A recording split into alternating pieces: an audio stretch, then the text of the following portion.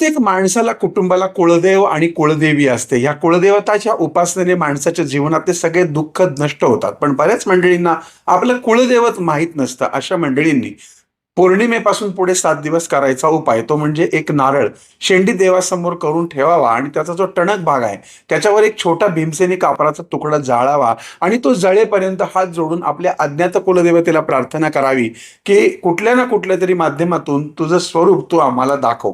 7व्या दिवशी हवं तर हा नारळ तुम्ही कोणत्याही मंदिरातही नेऊन देऊ शकता. मग या 7 दिवसामध्ये एकतर तुम्हाला स्वप्न संकेत मिळेल किंवा कुलदेवतेकडून काही ना काही असे सिम्प्टम्स मिळतील. कोणी तुम्हाला प्रसाद आणून देईल किंवा असं काही पाहण्यात वारंवार येईल, की ज्यामुळं तुमची देवता कोणती आहे हे तुम्हाला कळण्यास मदत मिळेल. आणि जर या 7 दिवसामध्ये अशा प्रकारचे संकेत तुम्हाला मिळाले नाहीत, तर आपण जी आपली 3.5 शक्तिपीठ आहेत, त्यांना वारंवार जाणं, त्यांचा मान ठेवणं, त्यांना वस्त्र देणं, त्याचबरोबर खंडोबा, ज्योतिबा यांच्या यात्रा वर्षातनं एकदा, किमान 2 वर्षातनं एकदा तरी कराव्यात.